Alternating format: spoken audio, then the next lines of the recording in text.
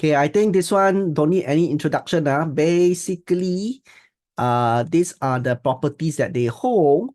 They have the retail, okay, Bedok Mall, Bugis, they have office, a lot of swanky offices. Integrated development. Integrated means they have more than one property type in the same location. Like, for example, the Raffles City, that one is the most obvious one. So when I actually look at REITs, okay, the first thing is, of course, at least look at the picture of the property. Look at the property type. Ask yourself whether you like it or not. Like I said, I like Singapore commercial. So, of course, this is the reason why I chose this REIT. Okay, next is look at their geographic exposure. This is predominant Singapore again, which is why I like Singapore commercial. And look at the occupancy rate. So these are the few things about the REITs that I will pay attention on. Number one is the picture. Number two, the property type. Number three is where is it? And number four is the occupancy rate. So occupancy rate to me, it must be more than 90%. Any REITs lesser than 90%, I also don't touch already. So just as I mentioned, yes, even though I don't expect a lot of growth from Capitaland in 2024, but they already committed 97%. So I don't think that the income will drop for 2024. Even though there's new supply coming on stream, I doubt that the income will drop because already committed. So I'm quite sure rental is not like you want to shift, you can shift immediately. There's lock-in periods. And for office to shift, also not so easy, not so straightforward. If you look at one, may not be very meaningful.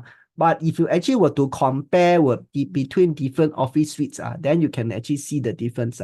So one of the reasons why I like Capitaland Integrated Commercial Trust, number one, their buildings are well managed, very good grades. So once you visit the malls, you can see most of the malls, most of the units that are occupied. Seldom you see empty units.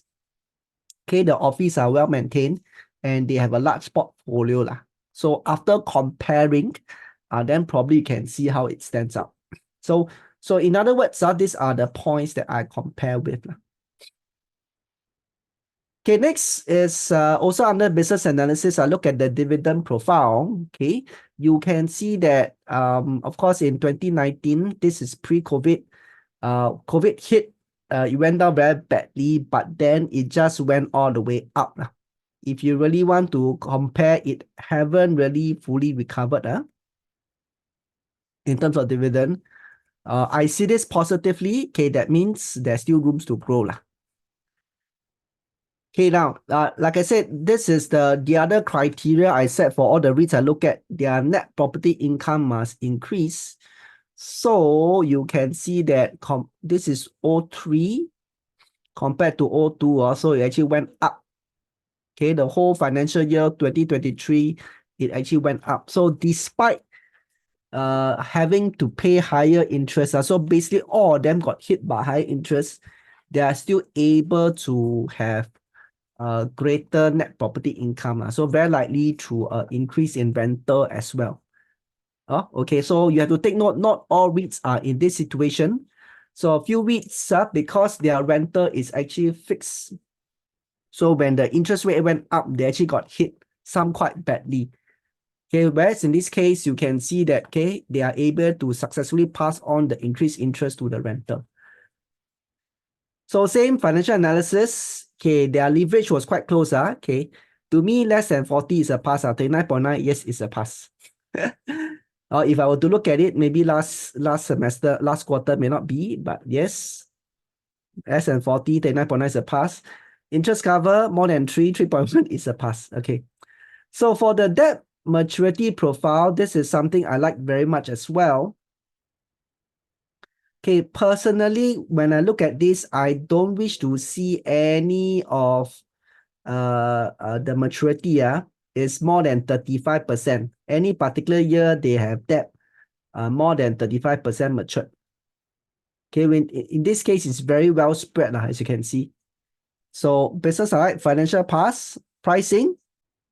I still do this thing called a fair U. So in the fair yield, what do? I actually go and download the prices of the REITs. Then the dividend, I just copy from their website. So basically, I can get the dividend yield for 2019, which is 4.8, 2020, 2021, so on and so forth.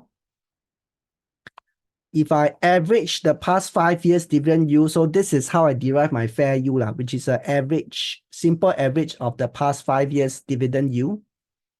It worked out to be 4.9%. That means on average speaking, okay, people are happy to just get 4.9% from this REIT. And today, if you buy, you are getting 5.6.